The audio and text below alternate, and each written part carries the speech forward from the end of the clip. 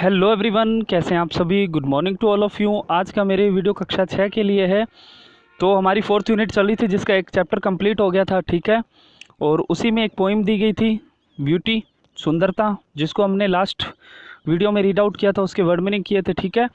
तो आज हम इसके कुछ क्वेश्चन आंसर दिए गए हैं, ठीक है, कुछ फेजेस दिए गए, उसको हम यहाँ पे डिस्कशन करेंगे, ठीक है। और इसको यूनिट को कंप्लीट करेंगे, ठीक है। चलिए जी, बिना टाइम वेस्ट किए स्टार्ट करते हैं।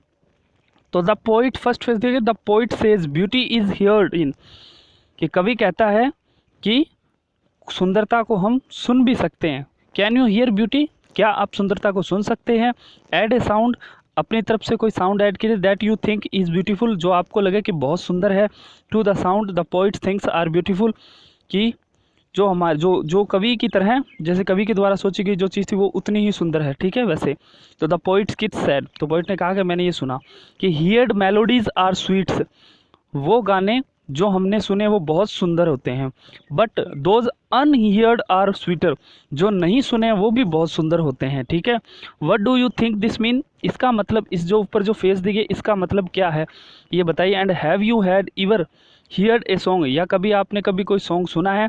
लॉन्ग आफ्टर, लंबे समय तक। द सॉन्ग वाज संग और प्लेड, कि वो जो सॉन्ग गाया जाता है और बजाया जाता है, तो उससे आपका क्या अनुभव है उसके बारे में पूछा गया है, ठीक है।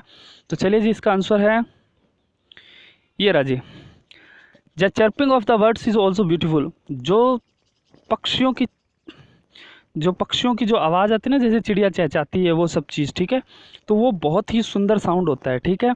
The poet says that when we hear the melodies, जब वो उन गानों को सुनता है, ठीक है, we find is a sweet, वो बहुत सुंदर होते हैं। But after hearing those melodies, when we imagine about the melodies, और जब भी वो उनको दोबारा फिर से सुनता है तो भी वो बहुत अच्छे सुनाई देते हैं। एंड वी इमेजिन, और वो अनुमान लगाते हैं उन मेलोडीज़ के बारे में जिनको उसने कभी सुना था, और वो उसको गुनगुनाता रहता है।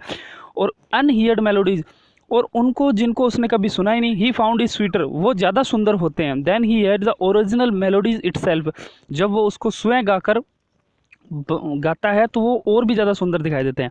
Yes sometime I heard a long after the song was संग एंड प्लेन, यस मैंने बहुत बार ये कुछ सॉन्ग को सुना भी और साथ में उसको गाया भी है और बजाया भी, ठीक है।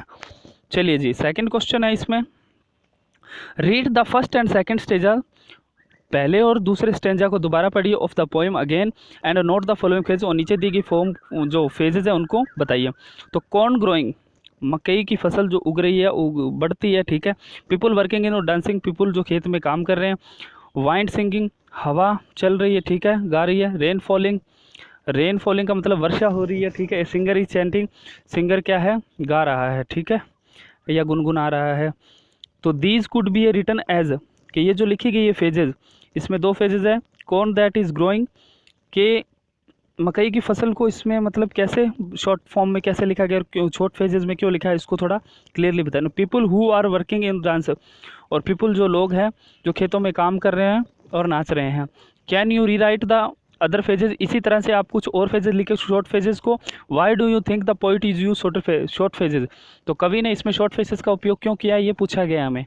तो चलिए जी, ऊपर ये लीजिए जी। Wind that is singing, rain that is falling, a singer who is chanting, ठीक है। तो ये तीनों फेजेस मैंने इसमें और ऐड कर दी, ठीक है। The poet uses the shorter phases to enhance is beauty, इसकी सुंदरता को और निखारने के लिए इन कवि ने इन शॉर्ट फेजेस का उपयोग किया है। चलिए जी, आज के लिए इतना ही, मिलते हैं अगले वीडियो में। तब तक के लिए स्वस्थ रहे, मस्त रहे, अपने और अपने परिवार का ख्याल रखें, ठीक है। धन्यवाद।